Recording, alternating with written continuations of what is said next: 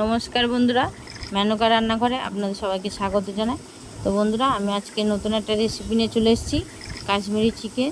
তো কীভাবে রেসিপিটা বানাচ্ছি আপনাদের সঙ্গে শেয়ার করছি। চলুন বন্ধুরা, বানিয়ে আমি দেখাই। তো আমি এখানে দেখুন চিকেন নিয়েছি, হাড় দেখে চিকেন নিয়ে নিয়েছি, ভালো করে পোষা করে ধুয়ে নিয়েছি চিকেনগুলোকে। এখানে পেঁয়াজ কেটে নিয়েছি 3টে, আর এখানে টমেটো দিয়েছি একটা। কড়া বসিয়ে দিয়েছি, একটা শুকনো লঙ্কা দিয়ে দিলাম দুটো, একটু সাদা জিরে দিয়ে দিলাম, আর পেঁয়াজ কুচি দিয়ে দিলাম। পেঁয়াজ কুচিগুলো দিয়েছি, দিয়ে এবার নাড়াচাড়া করব, করে একটু হালকা ভাজা ভাজা করব। তো দেখুন ভাজা ভাজা হয়ে এসছে। এবার কেটে রাখা আলুগুলো আমি দিয়ে দিচ্ছি। খুব বেশি আলু দেবো না, একটু মাঝারি সাইজে আলু দিয়েছি কেটে। আপনারা যদি আলু বেশি খান তো দিতে পারেন, কোনো অসুবিধা নেই। তো আলুটা এর সঙ্গে দিয়ে ভাজা করে নিচ্ছি। এবার মাংসগুলো দিয়ে দিলাম, মাংসর পিসগুলো দেখুন হাড় দেখে দেখে নিয়েছি মাংসটা। তো দিয়ে ভালো করে এইভাবে মাংসটা কষে নিচ্ছি। এভাবে কষে নিতে হবে মাংসটা। এবার কুচি রাখা টমেটোটা আবার দিয়ে দিলাম, দিয়ে এবার সামান্য স্বাদ মতো নুন দিয়ে দিলাম। স্বাদ মতো নুন দিয়ে ভালো করে নাড়াচাড়া করে নিচ্ছি। এতে আমি জল দেবো না, এটা করতে খুব সহজ, খেতে খুবই ভালো টেস্ট লাগে এটা খেতে। তা ভালো করে এইভাবে ভেজে নিচ্ছি,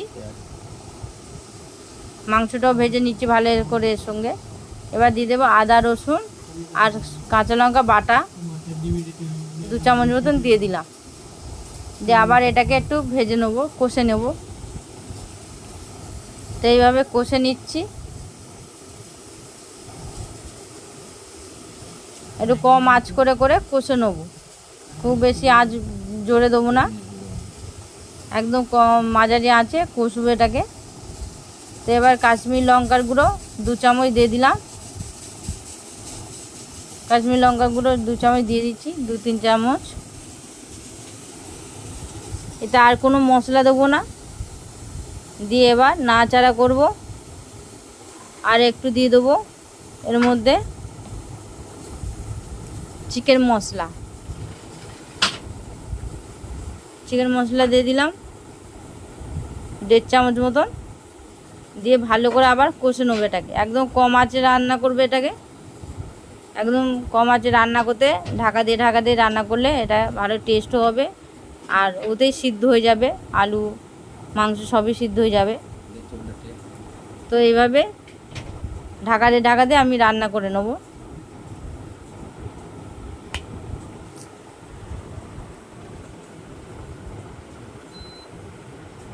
তো এবার আমি ঢাকা দিয়ে গ্যাস কমিয়ে দিচ্ছি, দিয়ে ঢাকা দিয়ে দিচ্ছি, দিয়ে এইভাবে রান্না করে নিচ্ছি। আবার ঢাকনা খুলে আবার নাড়াচাড়া করছি। দেখুন হয়ে এসছে মাংস, আলুও সিদ্ধ হয়ে গেছে। তো নামানোর আগে আমি ধনেপাতা কুচিয়ে, আপনারা থাকলে গরম মশলাও দিতে পারেন, আমি ধনেপাতা দিয়েছি, এতে গন্ধটা সেটা ভালো হয়। তো এইভাবে দিয়ে দিয়েছি, দিয়ে আমি নাড়াচাড়া করে নিয়ে নামিয়ে নেবো। তো দেখুন বন্ধুরা, আমার রেসিপিটা হয়ে গেছে। তো কেমন লাগলো একটা কমেন্টে অবশ্যই জানিয়ে দেবেন বন্ধুরা। আর একটা নতুন যেসব বন্ধুরা আছো, এটা দয়া করে সাবস্ক্রাইব করে দেবেন, একটা লাইক দেবেন, যাতে আরও নতুন নতুন রেসিপি আপনাদের সাথে শেয়ার করতে পারি। তো এখনকার মতন আবার এলাম, নমস্কার।